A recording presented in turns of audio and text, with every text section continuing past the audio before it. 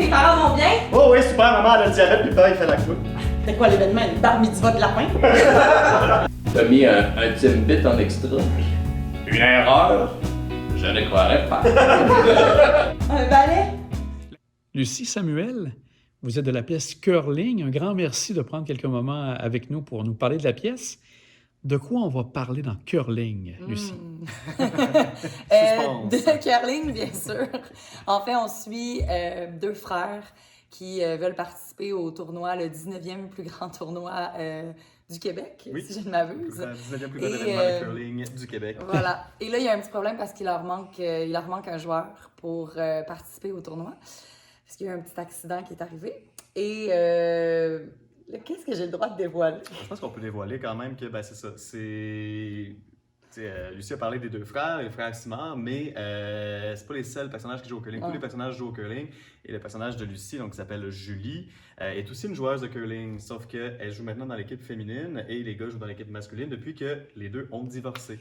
Voilà. Alors là, en l'absence de joueurs, l'option de reformer les équipes devient bien intéressante.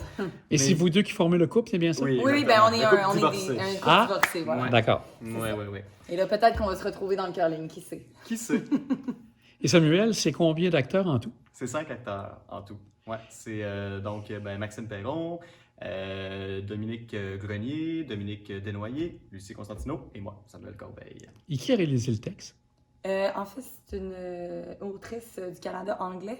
Le prénom? Ça s'appelle Kristen Da Silva. Voilà. Puis c'est une traduction et une adaptation de Claude Montminy, donc un des deux producteurs du théâtre, qui a lui donc traduit la pièce et qui l'a adapté. C'est la première fois que le spectacle est joué au Québec. C'est la première fois qu'il est adapté, donc c'est quand même le fun d'être, c'est ça, de pouvoir présenter ça. C'est le fun. Après ça aussi, quand même, justement, je trouve que c'est le fun.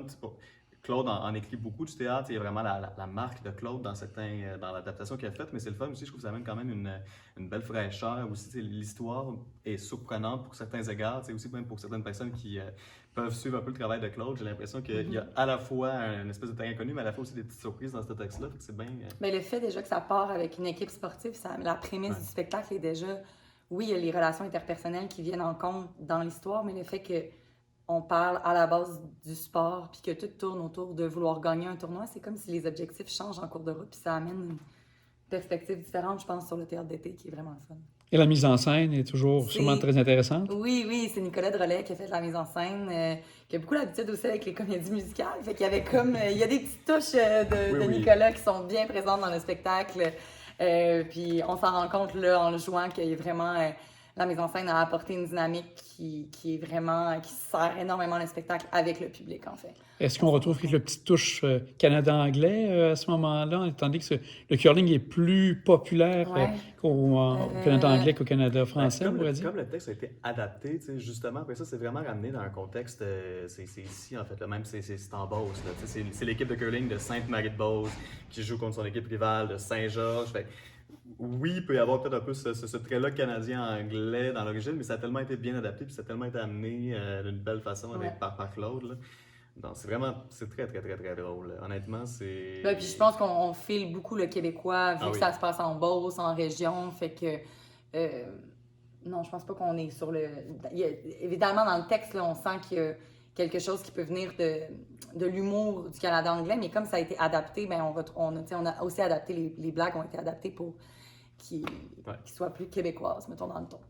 Et la pièce va durer jusqu'à quel moment? Je pense que vous terminez un peu avant la fête du travail? 3 septembre, si je ne m'abuse. Voilà. Et vous jouez la fin de semaine davantage? En fait, là, pour le prochain mois, on joue du mardi au samedi, 2 fois le samedi. Donc, le samedi, on joue et à 16h et à 20h pour le prochain mois, là. Et après ça, à partir de mi-août, on arrive pas mal plus sur les comme mercredi, jeudi, vendredi. Puis à la fin, là, c'est juste le week-end. Voilà.